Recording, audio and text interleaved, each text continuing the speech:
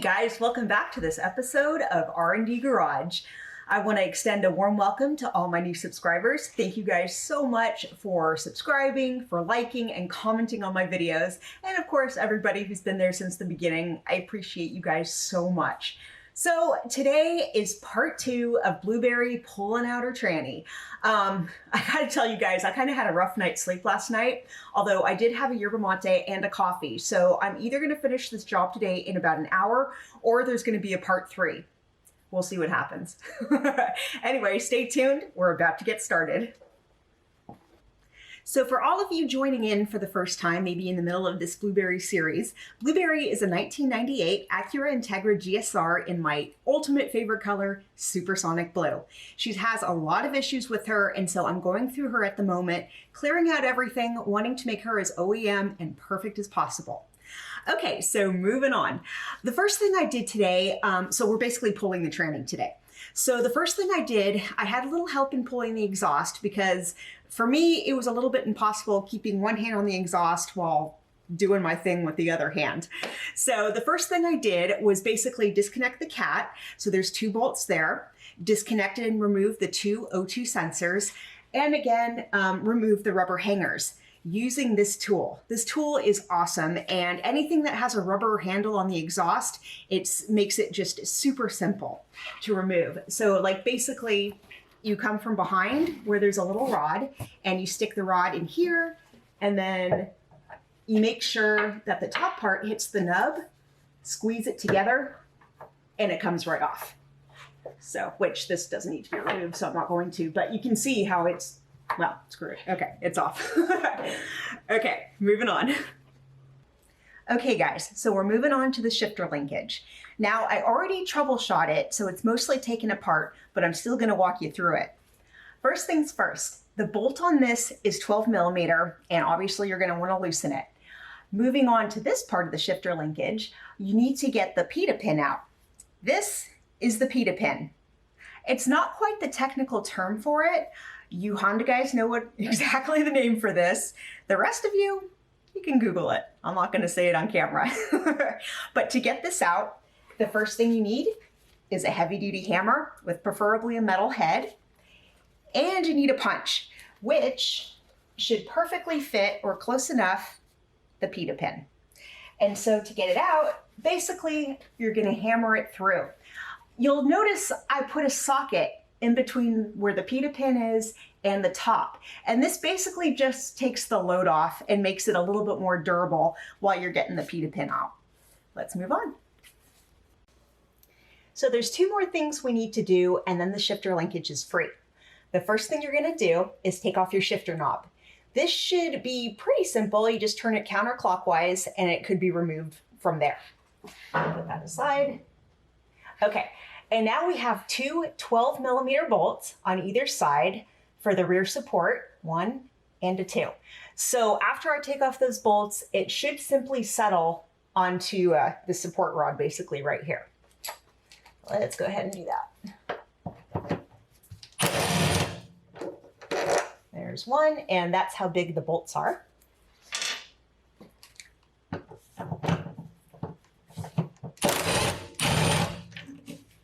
And a 2. Okay guys, well we're just about ready to yank out the shifter linkage here, but there's one last thing we need to do. You'll notice I already have my pry bar underneath the rubber booty right here. As soon as that's disconnected, we can pull it free, but there is a long rod, so just be aware of that. And so I'm gonna go ahead and get the booty off. Let's see. So it should come apart. Oh, there we go. And I'm kind of, oh boy. There we go. Okay, so it's a bit of a pain in the butt here, but there we go. If you get perfect, set my pry bar aside, and now you'll see the other end came loose, and so also be aware of that. And there we go. Now we're free. So we still actually have to disconnect the 12 millimeter bolt on the other side, and then the whole thing is basically done. Okay guys, we're ready to move on. So I already took off both tires because now we have to drop both axles. Now I'm starting with the hub nut, which is a 32mm socket. So let's get going.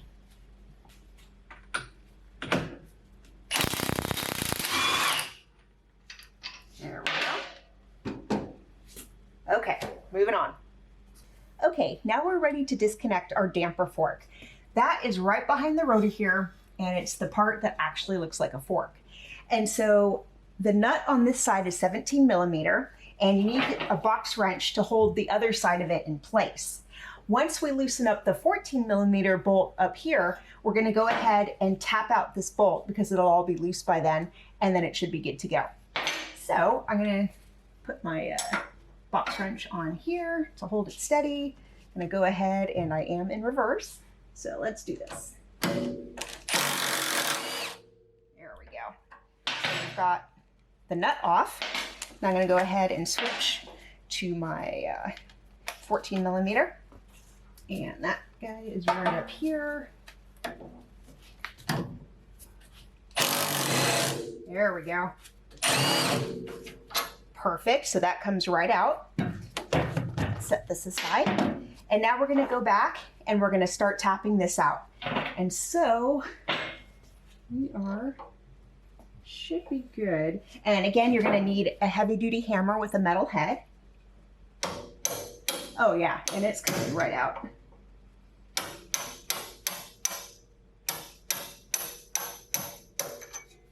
Let's see. Oh, that's a big guy. Okay. A little bit more here. And if you hear that sound, you did a great job. Moving on. Okay, guys. Now we got to get this cotter pin out of the lower control arm and then take the nut off. The nut itself is 17mm, just FYI. It looks like someone fooled with this at one point because it's twisted in a way that when I pull it out, it'll probably hit. So I'm gonna have to cut off the ends once they're bent back and then pull it kind of up and down. So let's get started. So you guys remember with this cotter pin, obviously, I'm going to be pulling it straight back on this arm and then on that arm and then pulling it free. So let's get going.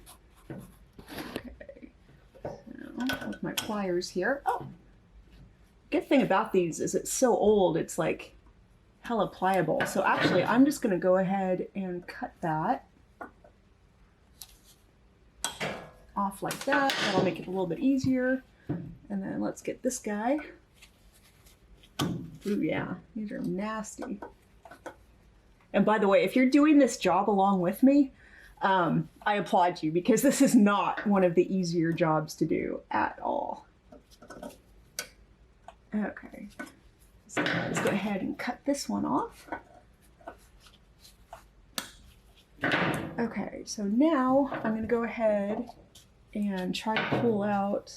Oh man, that is like super hard to see.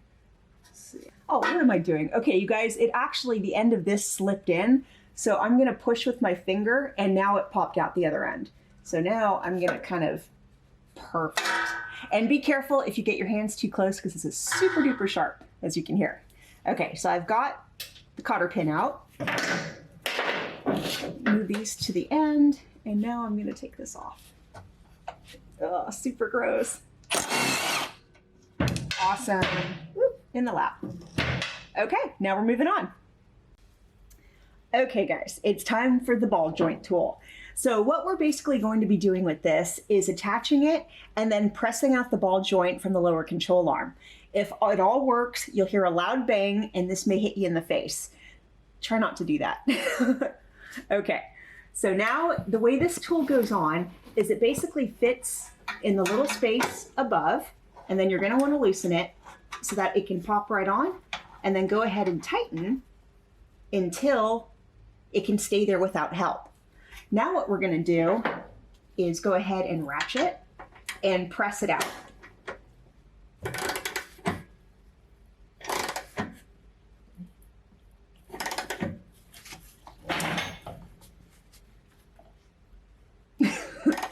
Now, since I told you guys it may hit you in the face, I'm getting nervous. Oh, there you go. Okay, so we heard that loud pop. And let's see what happens next. Okay, we're gonna go ahead and loosen the ball joint tool and show you how the LCA should just swing down. So this comes off, this slides off, and it should, oh yeah, check that out. So you can see it's clearly got some movement now. So this is good. Let's move on. And it looks like the fork is actually just about ready to come off too. So I'm gonna put it kind of back and move on to something else. So there's actually another bolt up here that's 17 millimeter that I'm gonna loosen just a couple of turns just so we can pull the LCA down just a little bit more, get a little bit more clearance. So, clearance. Okay. So let's go ahead and put that on. Okay. So I'll do one more for good measure. And, oh yeah, now I've definitely got more give. This is good. So you can see the fork has already kind of loosened and fallen from the damper. So I'm just gonna hold the LCA with one hand and then pull it loose and off because we don't need it right now.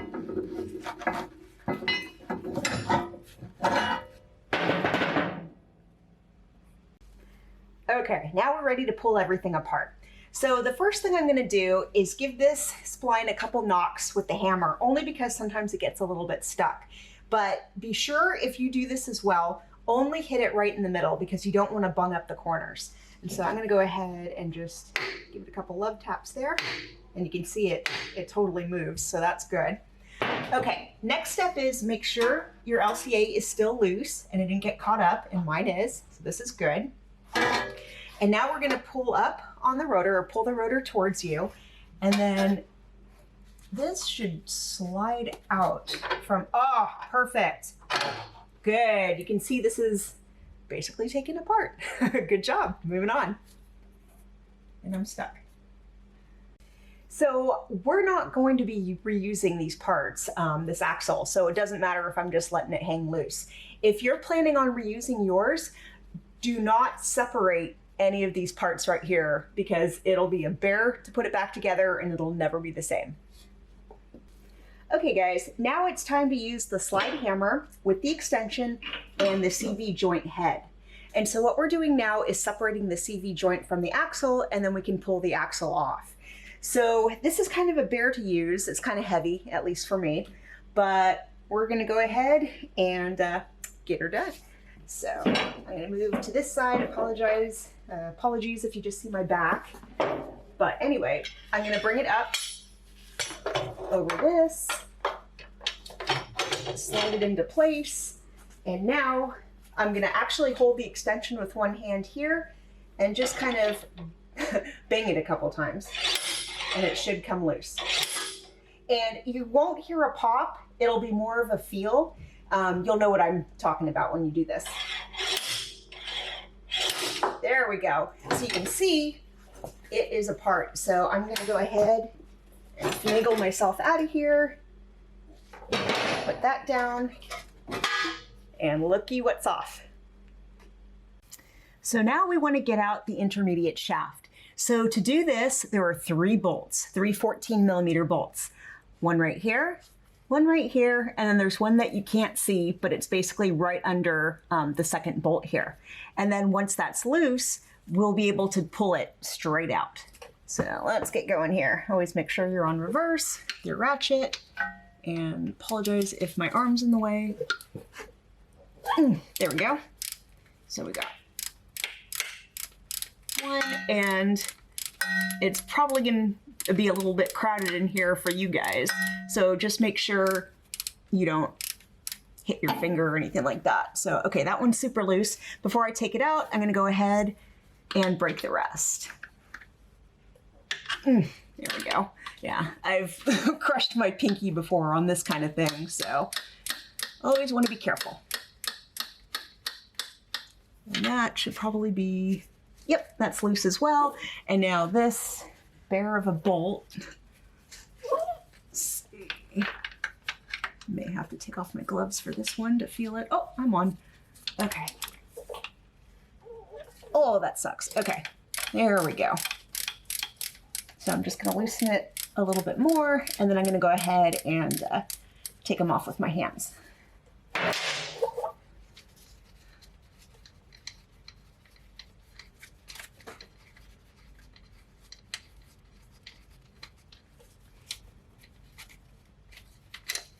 There we go. There's one, and so that's how they look.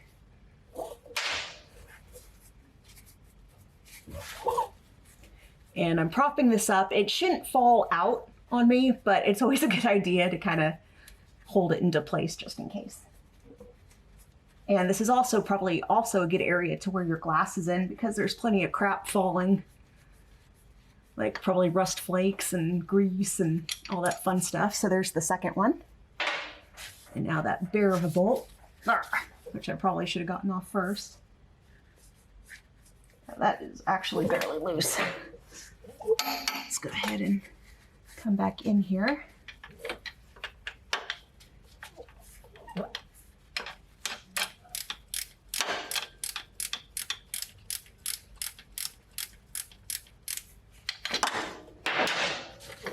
There we go. Ah, that fun job of having your arms above your head. Can feel the blood loss already. Come on. Okay, I'm actually a little bit easier without it right now. There we go. So if you put the shaft into position again, it's a lot easier to get that bolt out. Whew. Huh. Sorry guys. 1 second. Let the blood collect back into my hand. There we go. Oh, it's like almost out. I hate that. There we go. Yay. Okay, so this is loose and it should... There we go. Be a good car. Come on. Yep. There we are. Perfect. Well guys, that's completely taking the axle apart on the driver's side. So there's nothing more to do on this side. I'm gonna go ahead and take care of the passenger side. I'm actually gonna do a time lapse and post it on Instagram. So I figure you guys don't need to see both sides being taken apart because it's completely the same. But as soon as I take care of that, we'll be ready to move on.